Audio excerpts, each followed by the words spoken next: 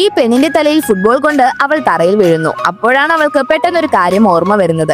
Actually അവൾ ഫ്യൂച്ചറിൽ നിന്നാണ് വന്നിരിക്കുന്നത്. ഇതുപോലെ അവളുടെ തലയിൽ ഫുട്ബോൾ കൊണ്ടൊരു ദിവസം അവളുടെ വീട്ടിൽ തീപിടുത്തമുണ്ടായി അമ്മയുടെ കൈ പൊള്ളിയിരുന്നു. അതുകൊണ്ട് വേഗം എഴുന്നേറ്റവൾ വീട്ടിലേക്ക് കോൾ ചെയ്തുകൊണ്ട് അവിടെ നിന്ന് ഓടാൻ തുടങ്ങുന്നു. പക്ഷെ പോകുന്ന വെപ്രാളത്തിൽ എതിരെ ഒരു ബൈക്ക് വന്നത് അവൾ കണ്ടില്ല. നോക്കുമ്പോൾ സ്കൂളിലെ എല്ലാവരും പേടിക്കുന്ന കിം എന്ന പയ്യനാണ് ബൈക്കിൽ വന്നിരിക്കുന്നത്. എന്നാലും വേറെ വഴിയില്ലാത്തത് കൊണ്ട് അവൾ അവനോട് തന്നെ വീട്ടിൽ ഡ്രോപ്പ് ചെയ്യാൻ ആവശ്യപ്പെടുന്നു. ഭാഗ്യത്തിന് അവളുടെ പാനിക്കായ ഫേസ് കണ്ട കിം അവളെ ഡ്രോപ്പ് ചെയ്യാമെന്ന് സമ്മതിക്കുന്നു. അതേസമയം ലിന്നിന്റെ വീട്ടിൽ അവളുടെ ചേട്ടൻ കുക്ക് ചെയ്യാൻ ശ്രമിച്ചുകൊണ്ടിരിക്കുന്നു. അപ്പോൾ ലിന്നിനെ അന്വേഷിച്ച് അവളുടെ ബെസ്റ്റ് ഫ്രണ്ട് അവിടേക്ക് വരുന്നു. ആക്ച്വലി ലിന്നിന്റെ ഫ്രണ്ടിനും ചേട്ടനും പരസ്പരം കാണുന്നത് ഇഷ്ടമേ അല്ല. നേരിൽ കണ്ടപ്പോൾ തന്നെ അവർക്കിടയിൽ പ്രശ്നം സ്റ്റാർട്ട് ചെയ്യുന്നു. അതേസമയം ലിന്നിന്റെ ചേട്ടൻ സ്റ്റൗ ഓഫ് ചെയ്യാൻ മറന്ന് തീ ആളി കത്തുന്നു. നോക്കുമ്പോൾ പുക വരുന്നത് പോലും മൈൻഡ് ആക്കാതെ രണ്ടുപേരും സീരിയസ് ആയി തർക്കിച്ചുകൊണ്ടിരിക്കുന്നു. ഭാഗ്യത്തിന് ഒരു ഘട്ടത്തിൽ ഭയങ്കരമായി പുക വരുന്നത് ലിന്നിന്റെ ഫ്രണ്ട് നോട്ട് ചെയ്യുന്നു. പക്ഷെ അവൾ പരിശോധിക്കുന്ന പേരിൽ ഓവറായി ശ്വസിച്ച് ബോധം കെട്ടു വീഴുന്നു. അതേസമയം ലിന്നും കിമ്മും അവിടേക്ക് വന്ന് നോക്കുമ്പോൾ അകത്തു നിന്ന് പുക ഉയർന്നുകൊണ്ടിരിക്കുന്നു. അത് കണ്ട് ഷോക്കായ ലിൻ വേഗം തന്നെ വീടിനകത്ത് കയറാൻ ശ്രമിക്കുന്നു. പക്ഷേ കഷ്ടകാലത്തിന്